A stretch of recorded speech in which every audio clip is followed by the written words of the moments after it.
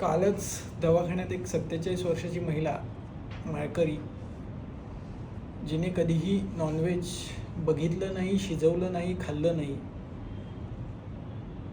ती दवाखान्यात आली होती. आणि मिस्टर आधेमध्ये नॉनव्हेज खातात, त्यांच्यासाठी वेगळं किचन घरामध्ये करून ठेवलेलं आहे.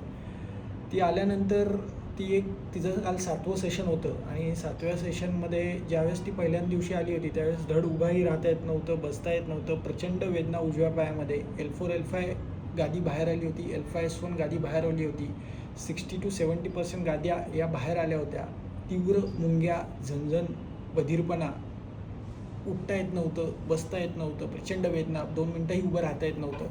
आत्ता 7व्या सेशनमध्ये ती उभं राहते आहे, सगळं व्यवस्थित होती आहे. परंतु तिचं म्हणणं आलं, गेली 4 महिन्यात सर मी इंटरकोर्स केला नाही आहे. इंटरकोर्स मी मैथून केल्यानंतर मला 2 ते 3 दिवस प्रचंड दुखतं आणि वेदना परत पहिल्यासारख्या जाणवतात. तर मी करावा की न करावा आणि कसं काय करावं? बघा ना, आता वय 47 झालं आहे, नवऱ्याचं वय 52 आहे. आता कुठेतरी थांबलं पाहिजे ना. ज्यावेळेस मी चतुर्थी करते, ज्यावेळेस मी एकादशी करते, माझा नवरा त्याच दिवशी मुद्दामून नॉनव्हेज आणतो, शिजवतो. आणि त्याचबरोबर मग त्यांना विचारलं की तुमचे रिलेशन कसे आहेत, संवाद कसा होतो घरामध्ये. तर त्यांनी घरामध्ये 4 ते 5 मेड्स आहेत. घरामध्ये 4 ते 5 मेड असल्यामुळे आमचं बोलणं हे फक्त रात्री होतं. इतर वेळी घरामध्ये बरेच सर्वंट असल्यामुळे त्यांना चहा देणं, कॉफी देणं, संवाद, जवळीक ही फार कमी असते. नोकर चाकर सगळं ते करतात.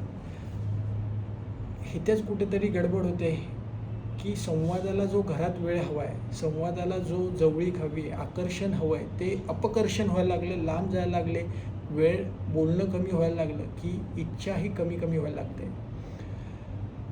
त्यांना समजून सांगितलं की मग तुम्ही फोरप्ले का नाही केला 3-4 महिन्यात फक्त.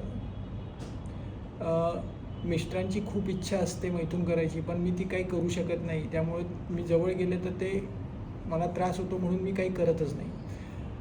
एक लक्षात घ्या, भले पेनिट्रेटिव्ह सेक्स न करता फक्त फोरप्ले करणं, फक्त जवळ बसणं, फक्त गप्पा मारणं, थोडासा वेळ दोघांनी एकमेकांना देणं हे खूप गरजेचं आहे. अन्यथा जोपर्यंत तुम्ही जर वेळ दिला असता, तुम्ही जर संवाद साधला असता, तुम्ही त्यांना विचारलं का कधी तुम्हाला काय अपेक्षा आहे? त्यांनी तुम्हाला कधी विचारलं की काय अपेक्षा आहे? आज माणूस काय करतो आहे की फक्त तो सेक्स करायला मिळत नाही आहे म्हणून मुद्दामून त्यांच्या चतुर्थी दिवशी नॉनव्हेज खाणं, त्यांच्या दिवशी नॉनव्हेज खाणं किंवा सतत कुरघोड्या, छोटंसं उलटं बोलणं, टोमणे मारणं. एक लक्षात घ्या, आपण जो अभिप्राय करतो, जो भाव ठेवतो आहे, सगळं रेकॉर्ड होत असतं आतमध्ये. तुमच्या मेंदूमध्ये तुम्ही जे काही विचार करताय, आज तुम्ही एखादी सुंदर स्त्री बघितली आणि तिच्याबरोबर इंटरकोर्स करायचा आहे अशी जर इच्छा निर्माण केली, माइंडच्या आतमध्ये ती रेकॉर्ड होते, स्टोअर होते. किंवा एखाद्या स्त्रीने, एखाद्या पुरुषाची मला मैथून करायची इच्छा निर्माण झाली, हे आतमध्ये स्टोअर होतं टेप रेकॉर्ड. आणि ते स्टोअर झालेला भाव हा बऱ्याच वेळा तुम्हाला अनेक जन्म घ्यायला बंद बांधतो. तुम्ही जसा भाव ठेवता, जसा विचार करता, तशा प्रकारच्या घटना आपल्या आयुष्यात घडायला लागतात. त्यामुळे आपले विचार, आपले शब्द, आपले भाव, आपले अभिप्राय हे खूप महत्त्वाचे आहेत. तुम्ही जेव्हा काही विचार करता, जेव्हा काही भाव ठेवता, जेव्हा काही कुठल्याही गोष्टीचा विचार करताय, त्या सगळ्या घटना तुमच्या आयुष्यात परत घडणार आहेत. त्यामुळे जो विचार आहे, जो थिंकिंग आहे, जो शारीरिक भाव जो आहे, मानसिक भाव जो आहे, आतमधनं येणारा भाव जो आहे, तो खूप गरजेचा आहे.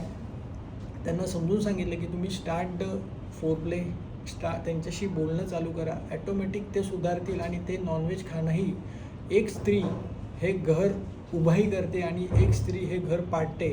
त्यामुळं तुम्ही त्यांच्याशी संवाद साधला तर ते खाणंही तुमच्यासाठी सोडतील. आणि एक लक्षात घ्या, घरातलं घरपण जे उभं आहे ते धर्म, अर्थ, काम आणि मोक्ष याच्यावरती आपण सेंटरला आहोत. आज आपला गृहस्थी आश्रम आहे आणि गृहस्थी आश्रमामध्ये एखादा धर्म जरी चुकीचा चालला आहे तरी प्रॉब्लेम आहे, पैसे नाही मिळत आहेत तरी प्रॉब्लेम आहे, काम व्यवस्थित नाही मिळत आहे तरी प्रॉब्लेम आहे. मग मनुष्य कुठेतरी सायकोसोमॅटिक डिसऑर्डर निर्माण होतात, कुठेतरी आजार निर्माण होतात. तर नक्कीच याच्याकडे आपण लक्ष दिलं पाहिजे.